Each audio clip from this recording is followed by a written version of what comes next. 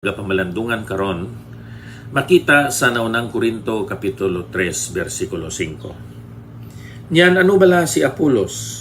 Ano bala si Pablo? Mga manugalagad nga paagi sa ila nagtuo kamo suno sa ginhatag sang Dios sa tagsa-tagsa.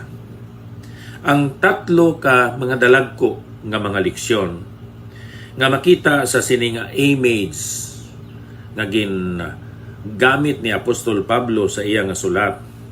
Sugod sa bersikulo 5 tubtob sa 9 nga isa ka uma ang ministry.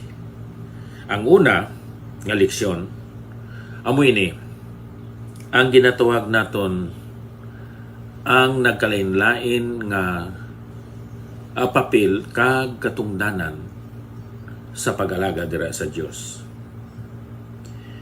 Silingdre, si Apostol Pablo amo ang nagpanggas.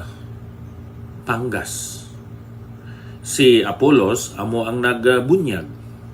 Pero ang nagahatag sang patubas amo mismo ang aton nga Ginoo. Siya ang nagapatubo. Agod nga may patubas, may ani. So sa buluhaton sa Ginoo may ara nga mga tao nga amo ang arado, ang iban among nagapangkas, ang iban among nagaatipan o kon nagabunyag sang ginpanggas kag nahimo nga tanom kag sa ulihi may bunga. Kag ang nagapabunga sini abyan kon aton usisaon amo mismo ang Dios. Busa hindi mag-angkon o kon mag-claim ang isa ka alagad sang Dios nga tungod sa iya nangin madinaugon kag malambuon ang buluhaton, ang iglesia, ang ministry. Ikaduha nga leksyon nga aton makita diri ang pag-isa sa katuyuan kag handom, the unity of purpose. Bisan lain gid man si Apostol Pablo, siya apostol, lain gid man ang nahimo kag trabaho ni Apolos. Ang ila handom kag katuyuan amo ang kadungganan kag himaya sang aton Ginoo. Kaangay nga may mga nag-arado sa uma, may nagpanggas, may bunyag kag may nagapangani. Involved o kung may bahin ang nag-arado, ang nagpanggas, ang nagbunyag sa pagpangani. Busa siling ni Ginoong Hesus, ang iba nagsugod, kag ang iba nag-intra na lang sa ginsuguran. Sa aton istorya, sa ginsuguran nga buluhaton. Hindi magpakanubo ang mga alagad sang Dios karon nga daw masiling sila nga wala o kung gamay lang gid ang nahimo sang una nga mga pastor, mga manugwali, kag mga alagad sang Dios. May isa lang kita kahandom abyan, kagamoy na ang kahimayaan sa aton Ginoo. Ikatatlo nga leksyon amo ini. Tungod kay ang Dios man ang nagapatubo, kinahanglan nga magmapainubsanon, mag-angkon sang pagkamapainubsanon ang mga alagad sang Dios. Humility. Sa tapos nga nahangpan naton ang diversity, nagkalain-lain, nahangpan naton ang unity, ang paghiusa, aton man hangpon kag batunon ining maayo nga pamatasan sa pagkamapainubuson. Tungod kay wala gid man kita sang contribution sa buluhaton sang Dios kun aton tan-awon. Sinong naghatag sa aton sang bugay agod nga kita nakakita sang mga butang espirituhanon kagamaturan? Sinong naghatag sa aton sang kusog agod nga makapadayon kita sa buluhaton sang Dios? Sinong nagdala sa mga kalag agod nga sila makabati sang minsay sa pagwali kag pagtudlo sa maayong balita?